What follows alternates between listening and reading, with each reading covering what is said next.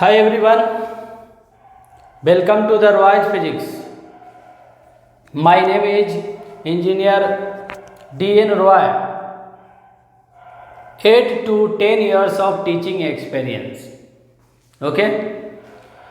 तो last video में हम लोगों ने सीखा था triangles law of vectors addition. Triangles law से दो वेक्टर्स को ऐड करना हम लोगों ने सीखा था। उसी से रिलेटेड कुछ बातें और भी है जो आज हम लोग सीखेंगे।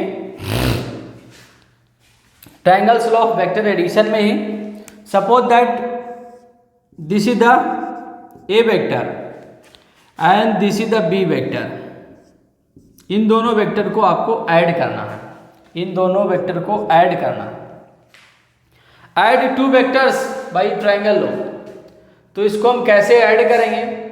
बहुत सिंपल है, बहुत ही सिंपल है। इसको फर्स्ट वेक्टर मान लेंगे, इसको सेकंड वेक्टर। आप चाहे तो इसे भी फर्स्ट मान सकते हो, तो ए सेकंड वेक्टर हो जाएगा। फर्स्ट वेक्टर को एज इट इज उसी प्लेन में फिर से ड्रॉ करेंगे फर्स्ट वेक्टर को। This is the A vector, या यूं कहो प्रिंसिपल और ट्रांसिटिविटी लगा करके हमने फर्स्ट वेक्टर को यहाँ पे लेकर के आ गया। This is the A vector and B vector. B vector को अरेंज करना है in such a way that both vectors becomes cyclic, both vectors becomes in the same order. Okay, तो सेम ऑर्डर का बनाना है। तो क्या बी वेक्टर को ऐसे हम प्लेस कर दें? तो आंसर होगा नहीं। ऐसे प्लेस करने से क्या हो जाएगा? हेड टू हेड हो जाएगा।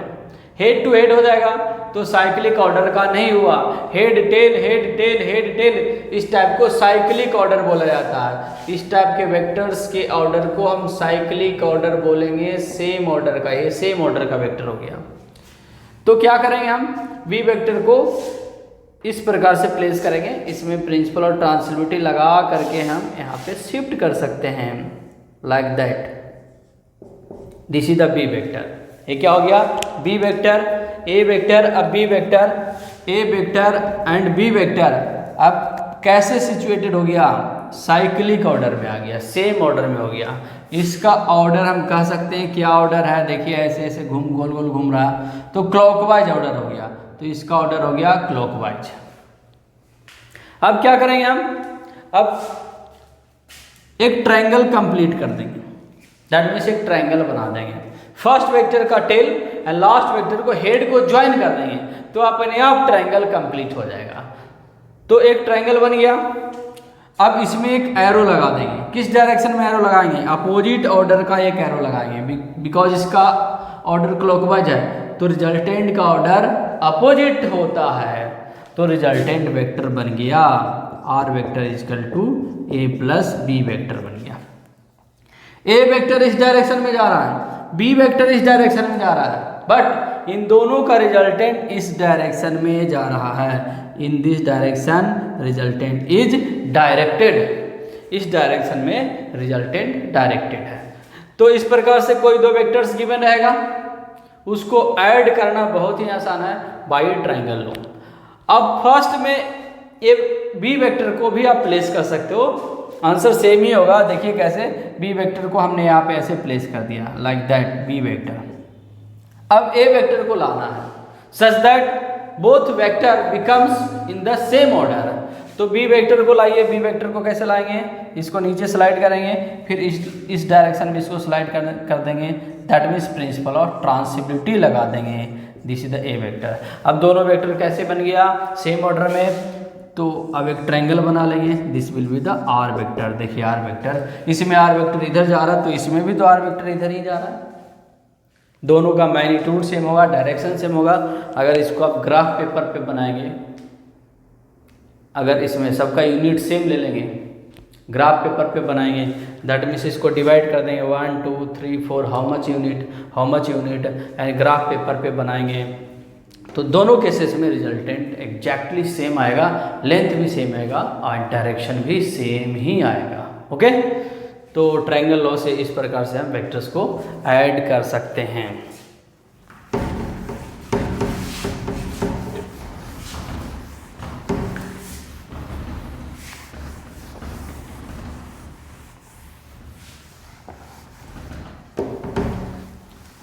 इससे रिलेटेड हम एक ऑब्जेक्टिव भी बना सकते हैं जो नीट में इस टाइप से एक पूछा भी गया है। इस टाइप से सपोज दैट हमारे पास एक वेक्टर है, this is the A vector, and दूसरा वेक्टर है this is the B vector.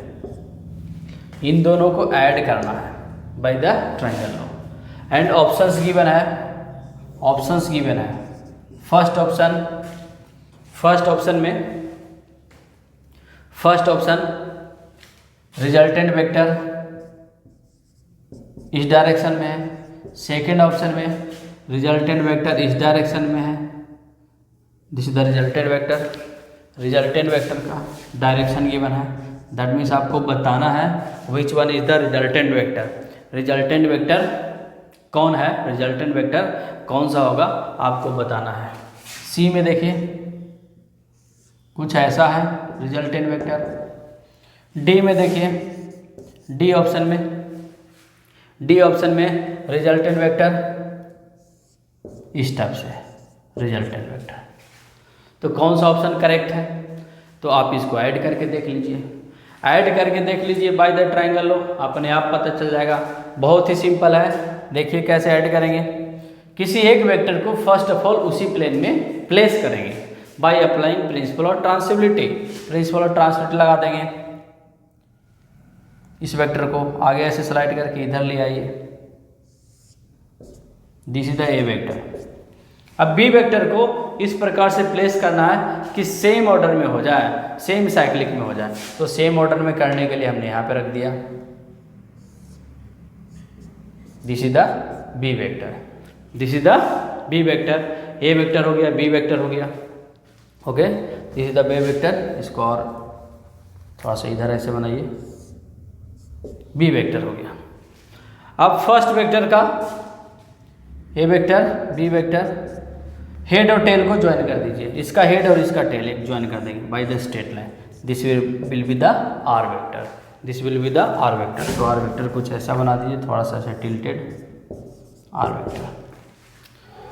तो which is the correct answer, this is the correct answer. इस टाइप से क्वेश्चन से नीट में पूछा गया है। ओके, बहुत ही सिंपल है। 2 वेक्टर्स है ए एंड बी। इन दोनों वेक्टर्स को ऐड करेंगे हम, तो विच one is the resultant vector. ये ऑप्शंस 4 ऑप्शंस गिवन है, ए बी सी डी। इसमें रिजल्टेंट वेक्टर्स है आर वेक्टर। तो कौन सा रिजल्टेंट वेक्टर होगा? क्या फर्स्ट वाला होगा? नहीं। सेकेंड वाला नहीं, थर्ड वाला नहीं, सी नहीं, डी होगा, क्योंकि हमने ऐड करके देखा तो ऐसा ही कुछ हमें मिला। Okay, everyone getting? तो ट्रायंगल लॉ हम लोगों ने पढ़ लिया, ट्रायंगल लॉ खत्म हो गया। इसके बाद हम पढ़ेंगे पैरेललोग्राम लॉ। तो बी में हेडिंग लगाइए, parallelogram law of vectors addition. Very very important का स्क्वायर भी लगा सकते हैं, बहुत ही इंपॉर्टेंट है, पूरे फिजिक्स में यूज होता है। ट्रायंगल लॉ तो पूरे फिजिक्स में एक बार नहीं भी यूज होता है, और नहीं भी यूज करेंगे तो चल जाएगा, बिकॉज पैरेललोग्राम लॉ से हम रिजल्ट को फाइंड कर लेते हैं। तो parallelogram law is the very very important. Parallelogram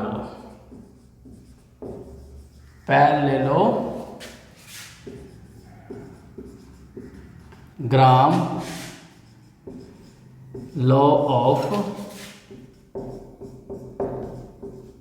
vectors addition बहुत ही इंपॉर्टेंट है। Parallelogram law of vectors addition, parallelogram law of vectors addition. तो parallelogram law of vectors addition क्या है? जैसा कि हेडिंग से ही पता चल रहा है, this law is related to any parallelogram, Hindi में बोलते हैं समानांतर चतुर्भुज। यह जो नियम है किसी पैरेललोग्राम से ही रिलेटेड होगा, समानांतर चतुर्भुज से ही रिलेटेड होगा, as the heading is written. Okay, तो व्हाट इज पैरेललोग्राम लॉ? तो बहुत ही सिंपल है। देखिए सबसे पहले हम एक पैरेललोग्राम बना रहे हैं, दैट मीन्स एक समानांतर चतुर्भुज बना रहे हैं। What is parallelogram? Everyone knows. आप में से सबको पता है पैरेललोग्राम किसको कहते हैं। The quadrilateral whose opposite sides are equal and parallel is called parallelogram.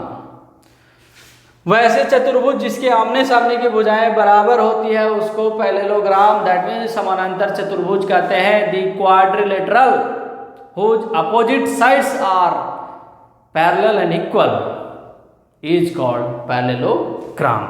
तो parallelogram law of vector addition क्या है? तो parallelogram law of vector addition बहुत ही सिंपल है। देखिए हम डिफाइन कर रहे हैं, आप अभी लिखेंगे नहीं। when two vectors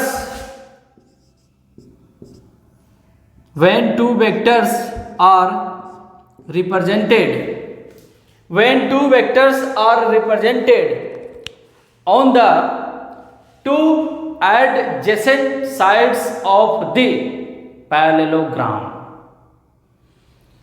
then that diagonal of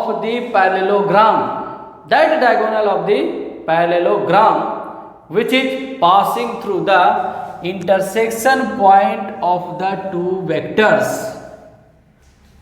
and which is directed away from the intersection point will be resultant vector। वही क्या होगा? रिजल्टेंट वेक्टर होगा। a और b को ऐड करेंगे तो हमें रिजल्ट मिलेगा। This will be the R vector, this will be the resultant vector। Okay, तो नोट डाउन, आप ये डायग्राम बनाइए। सबसे पहले डायग्राम बनाने के बाद डायग्राम बनाएंगे, डायग्राम बनाने के बाद डेफिनेशन लिखेंगे। लिखिए definition. According to parallelogram law of vectors addition, according to parallelogram law of vectors addition, when two vectors are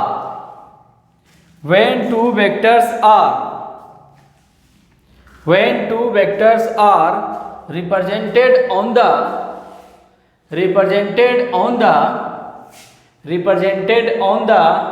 two adjacent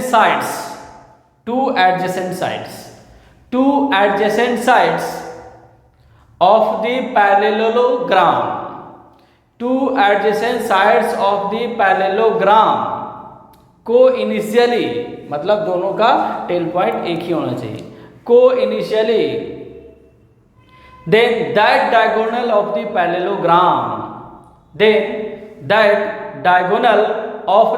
parallelogram which is directed away from the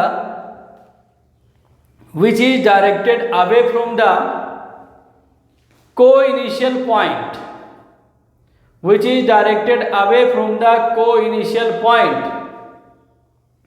or intersection point of the two vectors is called resultant vector, of two vectors, बहुत simple है। I am repeating again, when two vectors are represented on the two adjacent sides of the parallelogram co-initially, then that diagonal of the parallelogram which is passing through co-initial point and directed away from the co-initial point will be resultant vector or is called resultant vector, उसी को हम resultant vector कहेंगे। बहुत ही simple है। दो vectors A और B है, पैरेललोग्राम के एडजेसेंट साइड्स, मतलब बिल्कुल आस पास वाले साइड्स, इसके एडजेसेंट ए हो गया, इस साइड्स का एडजेसेंट ए हो गया, इस साइड्स का एडजेसेंट ए वाली साइड हो गया। ये दोनों साइड एडजेसेंट साइड नहीं हुआ, अपोजिट साइड हुआ। ये दोनों साइड एडजेसेंट नहीं हुआ, अपोजिट हुआ, एडजेसेंट साइड। आसन्न भुजा मतलब बिल्कुल बिल्कुल पास वाले भुजा साइड को हम एडजेसेंट साइड कहते हैं। तो दो वेक्टर्स को इसके दो एडजेसेंट साइड्स पे रिप्रेजेंट करेंगे। कोइनिशियली मतलब दोनों का टेल ओ पॉइंट पे मीट करना चाहिए, दोनों का टेल एक ही पॉइंट पे मीट करना चाहिए। In this way two vectors are represented, not in this way. Same order में नहीं, सेम ऑर्डर में तो ट्रायंगलों में हम करते थे represent. In this way two vectors are represented, इस प्रकार से दो वेक्टर्स को हमने रिप्रेजेंट किया है। तो इस पैरेललोग्राम का जो डायगोनल होगा, कौन सा डायगोनल, जो दोनों वेक्टर्स के इंटरसेक्शन पॉइंट से पास करें। I am not saying about this diagonal, इस डायगोनल के बारे में हम कुछ भी नहीं कह रहे हैं क्योंकि ये डायगोनल कुछ भी नहीं होता है।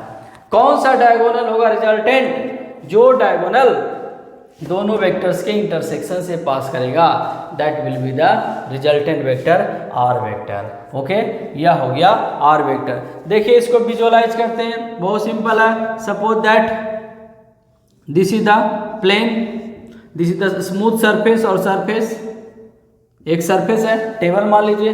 इस पे एक ब्लॉक रखा हुआ, छोटा सा एक ब्लॉक रखा हुआ, इस पे दो फोर्सेस एक्ट कर रहा। एक फोर्स इधर लग रहा है F1, दूसरा फोर्स इधर लग रहा है F2। या यूँ समझे एक ब्लॉक है, ब्लॉक में एक छोटा सा हमने नेल लगा दिया, छोटा सा एक किल लगा दिया, छोटा सा किल लगा दिया, नेल लगा दिया, उसमें थ्रेड को बांध करके इधर खींच रहा है। एक थ्रेड को बांध करके इधर खींच रहा है, ऐसे खींच रहा है, ऐसे खींच रहा है, लाइक दैट, ऐसे खींच रहा है। तो in which direction this block will move, in the direction of F1 or in the direction of F2? तो neither in the direction of F1 nor in the direction of F2. तो in which direction? Obviously in the direction of resultant. जिस direction में resultant होगा उसी direction में move करेगा। तो resultant F1 F2 का रिजल्टेंट कैसे निकालेंगे? इसके पैरेलल एक ऐसे लाइन ड्रॉ करेंगे, इसके पैरेलल एक ऐसे लाइन ड्रॉ करेंगे तो पैरेललोग्राम बन गया। पैरेललोग्राम बनाना है। ट्रायंगलों में क्या बनाते थे? ट्रायंगल बनाते थे। इसमें हमें पैरेललोग्राम बनाना है, तो पैरेललोग्राम बना दिया। कैसे? बहुत सिंपल है। इसके पैरेलल एक साइड हमने बनाया, इसके पैरेलल एक हमने साइड बनाया, तो पैरेललोग्राम बन गया। अब हम क्या बना देंगे? एक डायगोनल बना देंगे, एक डायगोनल बना देंगे जो दोनों वेक्टर्स के इंटरसेक्शन पॉइंट से पास करेगा, जो दोनों वेक्टर्स के इंटरसेक्शन पॉइंट से पास करेगा, उस डायगोनल को हम ड्रॉ कर देंगे एंड एक एरो लगा देंगे away from the intersection point of two vectors F1 and F2. This will be the resultant vector R vector and in this direction this block will move. बहुत simple सा है, इसको आप विजुअलाइज कर सकते हो। एक टेबल पे किसी ब्लॉक को रख के उसमें एक नेल लगा करके दो धागा से बांध देंगे, धागा को ऐसे खींचेंगे, धागा को ऐसे खींचेंगे तो ब्लॉक तो इधर ही जाएगा ना, ब्लॉक तो इधर ही जाएगा। जिस डायरेक्शन में रिजल्टेंट जा रहा है, जिस डायरेक्शन में रिजल्टेंट क्या है? डायरेक्टेड है। तो this is the illustration, this is the visualisation.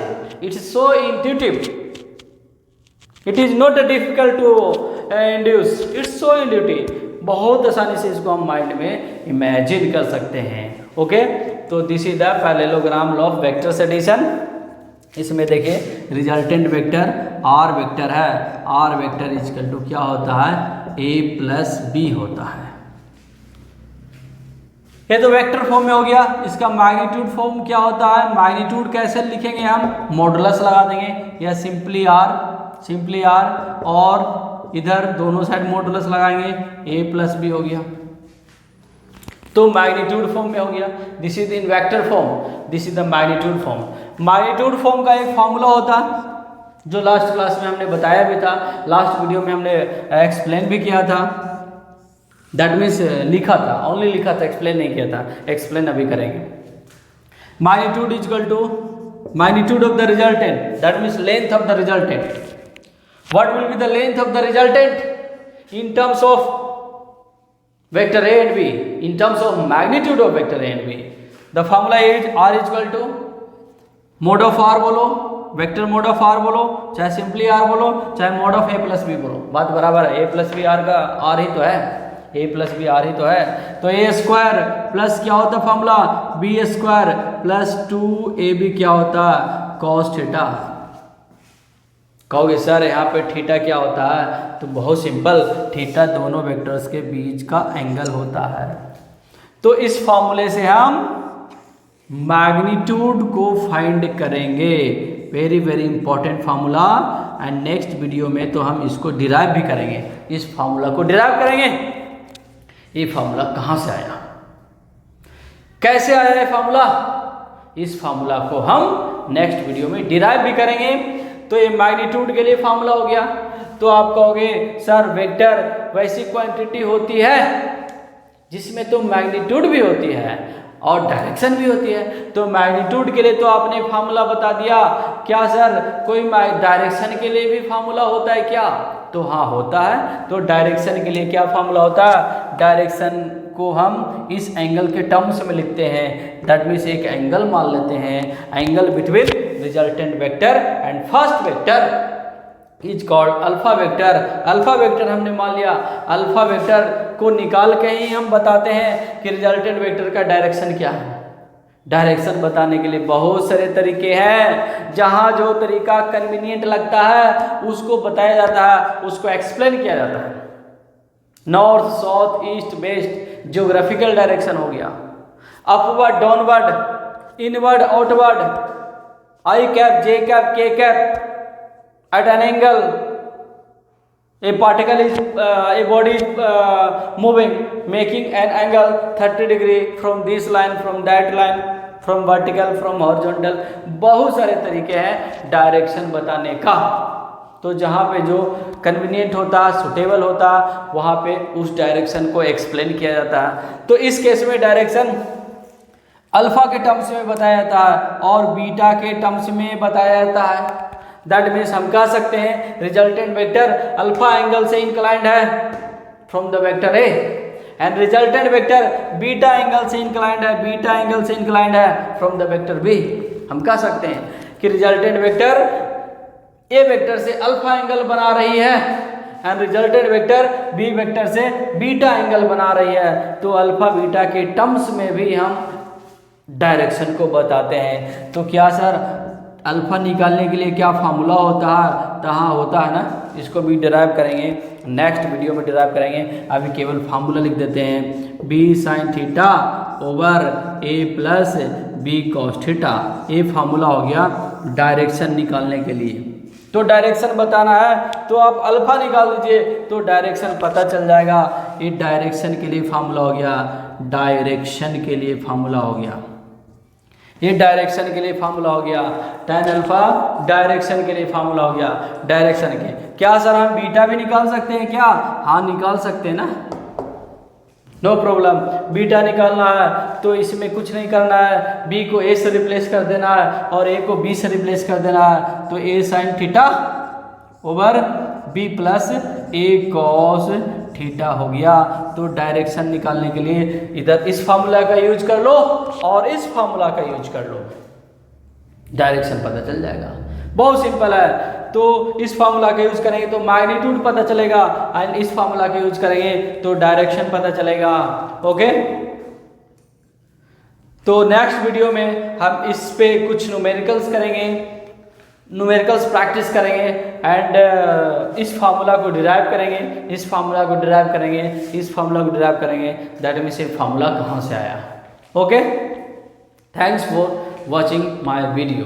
अगर यह वीडियो आपको अच्छा लगता है, पढ़ने में सूटेबल लगता है कि हम सीख रहे हैं, समझ रहे हैं, तो आप प्लीज़ इस चैनल को सब्सक्राइब कर दें एंड जो बेल बटन होता है उसको भी प्रेस कर दें ताकि जो वीडियो बनाए तुरंत आपके पास पहुंच जाए और आप सीख लें।